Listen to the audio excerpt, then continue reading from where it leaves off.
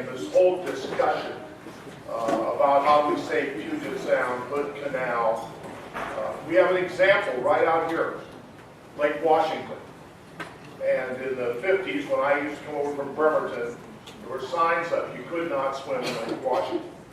But for $140 million, Metro put sewers around Lake Washington. And lo and behold, it was cleaned up. Now, they took all the stuff and put it in the Sound, but they did. Okay. Now we have to deal with the Sound. When I became chairman of the Interior Appropriations Subcommittee, Washington State got $500,000 for Puget Sound geographical program. I got it up to $50 million. Now the Tea Party's taken over and it's dropped back to about $30 million. But we're getting more resources to do what we tried to do in the governor's Puget Sound partnership, which my son David, who was here earlier, was the first executive director of. He's now at the School of Environment here at the university. And we got off to a pretty good start. And you know, one of the things I did as chairman was on the Clean Water Revolving Fund, that for rural areas, like a lot of places in my congressional district, if they got a grant or a loan, that part of it could be forgiven. Because it's going to be the local communities that surround Puget Sound that have got to do the projects. Dan O'Neill and I live out in Belfair, and we're having problems there. When these things get too expensive, the local communities won't do them. So there has to be some way of either getting grants or forgiveness. So that's one thing we've worked on. Also, as chairman, I held a hearing, brought in all the federal agencies, and they all said they could already see implications of climate change. The fire season is 1 month longer on each end. We have the infestation of bugs that is caused by not having the cold, freezing weather. And they could say that in Florida and in California, they could see the impacts of a rising sea.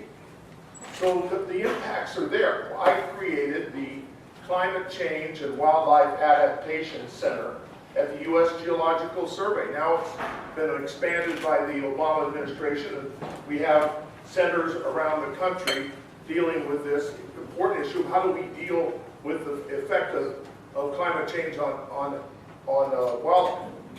Now, having said all that, we still do not have a comprehensive policy to limit the emissions going into the atmosphere. I double-checked these numbers with Dick.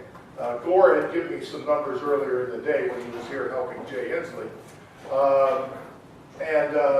It's like 70 million tons per day, of which 22 million goes into the ocean. And over time, the pH factor goes down, which means it's more acidic. And the difference between 8 and 7 is 10 times more acidic.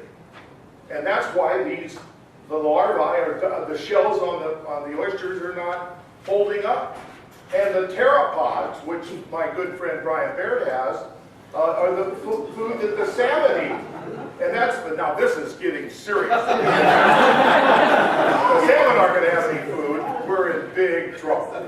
So all I can tell you is this is an issue I care about passionately.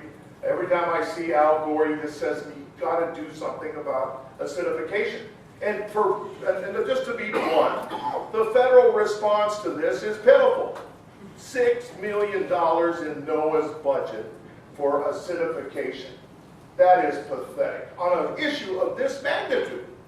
Now, I'm on the Appropriations Committee, and I'm going to work on this. We've got to get that, we've got to improve that. And if I got to be chairman someday, I might really improve that. So anyway, thank you for letting me join you, and this is an issue that I care about. We still have got to do something about the emissions going up into the atmosphere, and the failure of the federal government to come to grips with this, the total denial of the other side in Washington, D.C. is just pathetic. And you know, this has been a do-nothing Congress. We've tried to pass some appropriation bills, but it is shocking to me that an issue of this magnitude, with all the scientists in the world saying, this is real, we have to deal with it, and the other side says, well, we need more evidence. I mean, it's just pathetic. I mean, it's shocking. So anyway, I didn't mean to get started, but I did.